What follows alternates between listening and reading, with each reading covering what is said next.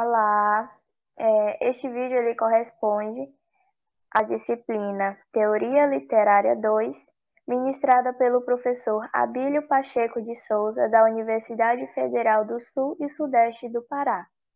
O nosso grupo é composto por Beatriz Carneiro, que sou eu, Bruno Brandão, Gemini Sacramento, Gabriel Ribeiro. Somos alunos de Letras de 2020. Nós iremos fazer a leitura e interpretação do poema A Dona Contrariada, de Cecília Meirelles, tendo como base os livros A Poesia Lírica, de Salete de Almeida, Versos, Sons, Ritmos, de Norman Goldstein, e Poesia da Escola, de Ana Helena Altfinder. Iniciarei com a leitura do poema. A Dona Contrariada. Ela estava ali sentada, do lado que faz sol posto, com a cabeça curvada, um véu de sombra no rosto. Suas mãos indo e voltando, por sobre a tapeçaria, paravam de vez em quando, e então se acabava o dia. Seu vestido era de linho, cor da lua nas areias. Em seus lábios cor de vinho dormia a voz das sereias. Ela bordava cantando, e a sua canção dizia a história que ia ficando por sobre a tapeçaria.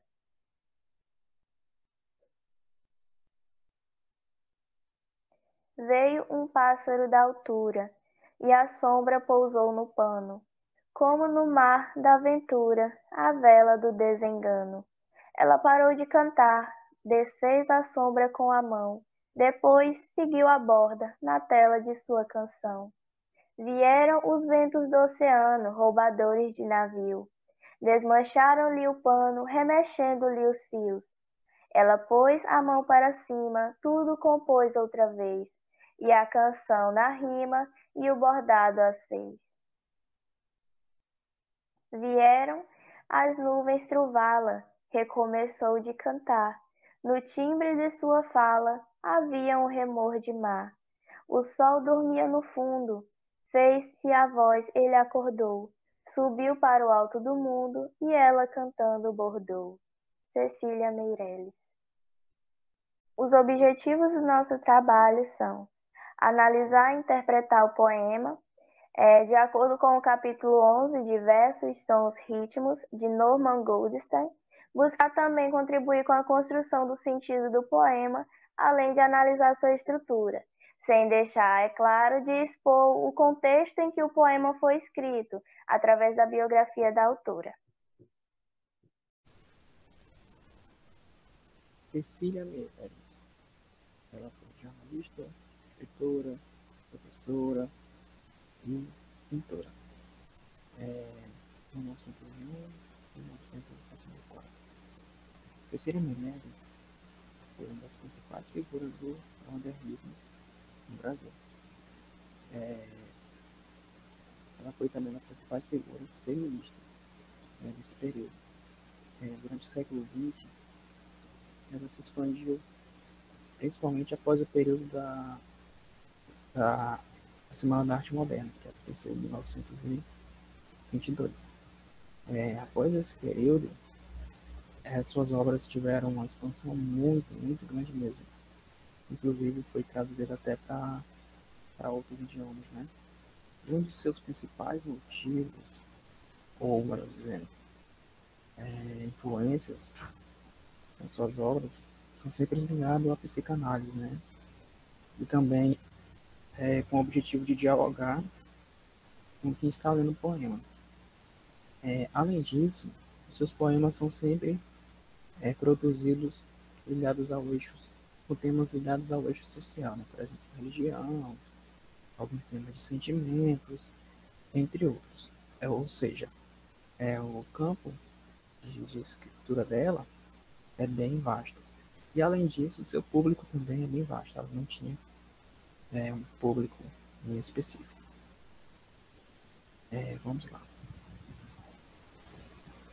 A Dona Contrariada. Vamos partir agora para a análise do poema. A Dona Contrariada a gente pode perceber que, a princípio, foi um poema publicado pelo livro de Vaga, né, no ano de 1942. E se a gente for fazer um contexto histórico, vai dar exatamente no período em que a Segunda Guerra Mundial estava acontecendo, que ocorreu entre 1939 a 1945. Né? Tá. E o que o tema Dona Contrariada quer dizer? A gente já começa pelo artigo definido. Da ideia de que uma ideia dona na figura feminina, né? No caso, uma pessoa. O termo dona, né, pode ser um sinônimo para senhora, que já é uma maneira coloquial pela qual ela se refere a uma pessoa, né, de uma maneira bem ética. E o termo contrariada vem do verbo contrariar, ou seja, de oposição, de sentimento adverso, né, que, como eu falei anteriormente, é bem vasto, né, o que ela fala, né, perdão, o que ela escreve, né. Então, esse tema, contrariada, ele vai meio que contradizer alguma coisa, né, e sempre ligado ao eixo na psicanálise, como eu falei agora há pouco na questão da biografia da autora. Ou seja, esse tema, a Dona Contrariada, é um tema é um poema bem interessante. A gente vai compreender isso ao longo da apresentação, com algumas abordagens de forma mais específica. Pontos internos do poema.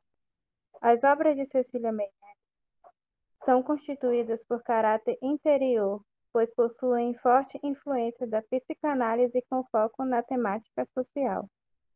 O poema fala de uma mulher que é descrita por ser da nobreza, ter roupas finas, ser moderna e que tinha várias funções, como uma delas a costura.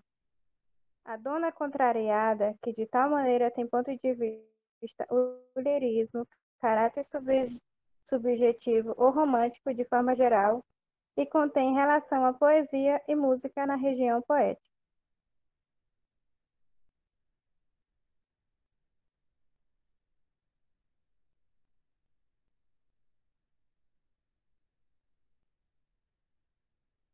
Pontos relacionados ao lirismo. De acordo com Emil Steiger, em seu livro Conceitos Fundamentais da Poética, ele resgata a questão fundamental da poética em uma visão tradicional, como se fosse natural da separação, mesmo partindo da vista da sabedoria do ser, na medida em que reflete em termos de formas puras. Em um poema lírico, as comparações lógicas não podem ser substituídas sem prejudicar o contexto da obra. A relação do texto poético e lírico não muda com a sua anterioridade à sua própria matéria verbal do poema.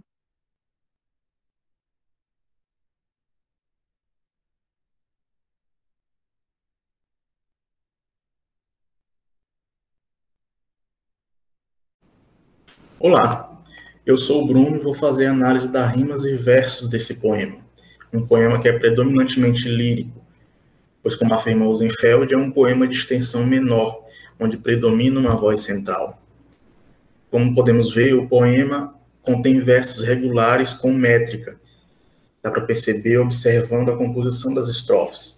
Ele é composto por 5 estrofes de 8 versos, ou 5 oitavas, como afirma Goldstein. As rimas são A, B, C, D, e assim por diante nos outros versos, o que caracteriza uma rima cruzada ou alternada. Todas as rimas são externas, o que quer dizer, de acordo com Goldstein, os sons semelhantes acontecem no final de diferentes versos. Todas as rimas são consoantes, ou seja, os sons semelhantes são todos compostos de consoantes e vogais.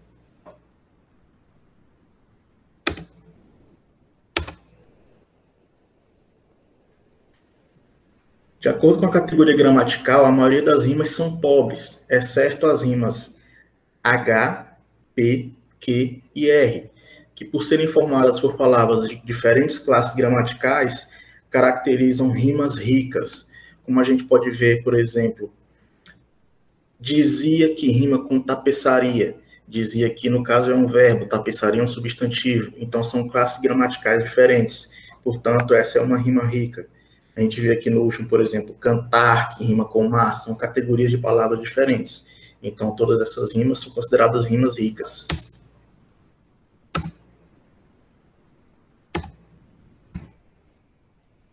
Analisando também a extensão dos sons, as únicas rimas que não são consideradas pobres são as rimas F, I e T.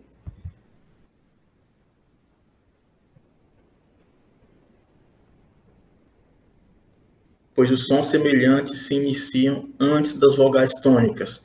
Por exemplo, cor da lua nas areias, e dormia a voz das sereias. Areias com sereias. Embaixo tem altura com ventura. E mais embaixo, acordou rimando com bordou. Então a rima começa antes da vogal tônica.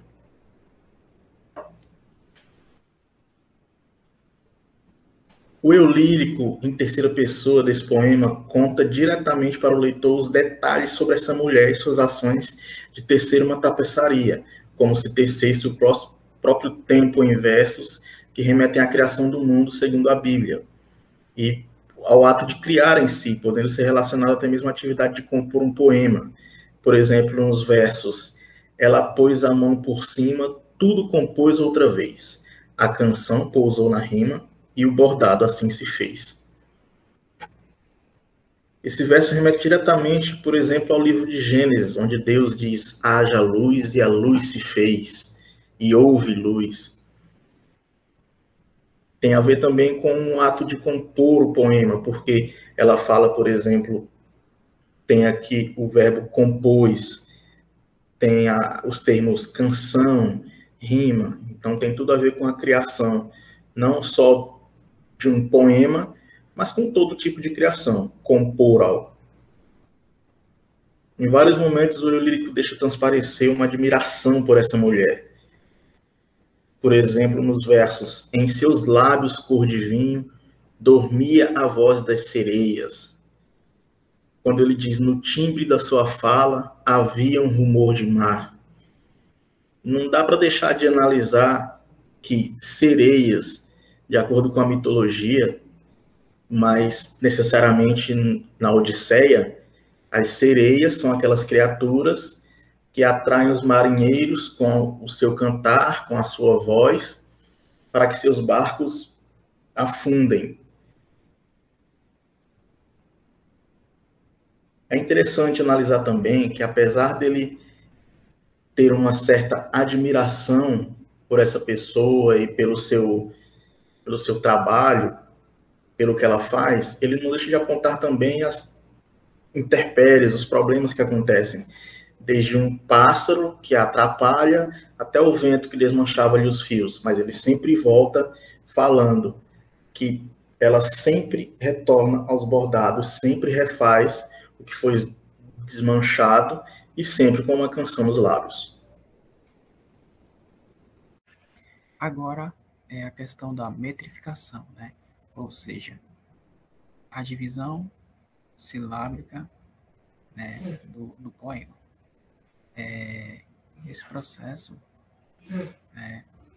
ele é, a gente dividiu, né, a sílaba por sílaba, e através disso vamos ler o poema e vamos nomear as sílabas de acordo com o quantitativo, né, estabelecido pela divisão.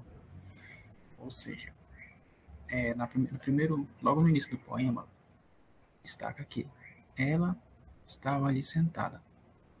Então, ela estava ali sentada. octa-da. Ou seja, nesse caso nós temos 1, 2, 3, 4, 5, 6, 7, 8, 9, 10 sílabas, né? E de acordo com o material que a gente está usando, 10 sílabas, ele é classificado como decassílabo. Em seguida, nós temos do outro lado do lado que fez o só oposto. Aí temos do lado que faz só oposto, ou seja, temos 1, 2, 3, 4, 5, 6, 7, 8 sílabas, né? De acordo com o material, é classificado como octassílabo, né? Mais embaixo a gente vai ter. Eu não vou fazer análise de todo o poema porque é muito longo, só vou destacar algumas partes. A gente tem com a cabeça curvada, ou seja, com a cabeça curvada. Nós temos 1, 2, 3, 4, 5, 6, 7, né? 8. De acordo com o material, né, também é classificado como octassílabo.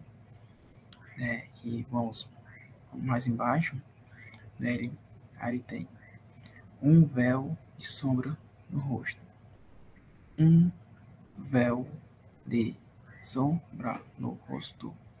Ou seja, temos 1, 2, 3, 4, 5, 6, 7, mais uma vez 8, né? Como eu falei anteriormente, octassílabo de acordo com o material. Então a gente vai ver, né, que vai prevalecer o quantitativo 8 nesse poema, né?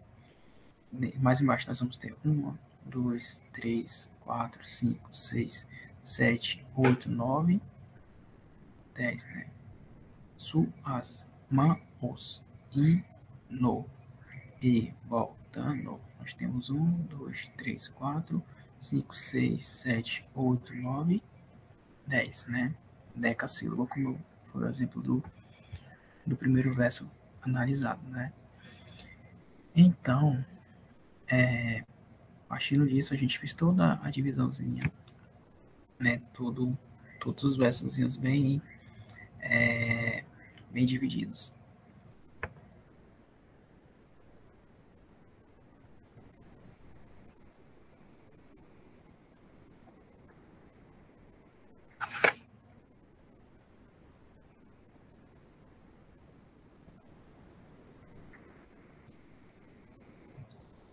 Da mesma forma,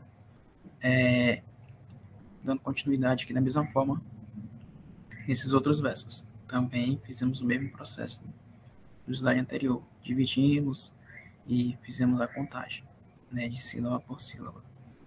A gente tem aqui a vela do desengano, né? A vela do desengano, ou seja, 1, 2, 3, 4, 5, 6, 7, mais uma vez 8, ou seja, um octassílabo, né? E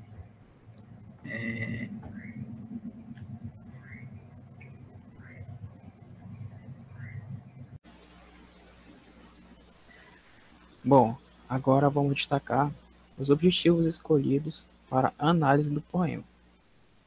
Aqui tem 3 pontinhos, né, que por parte nossa do grupo optamos por destacar. Então vamos lá. Destacar a compreensão do poema, né? Porque o poema, como eu falei na biografia, é um poema ligado um pouco da psicanálise, né?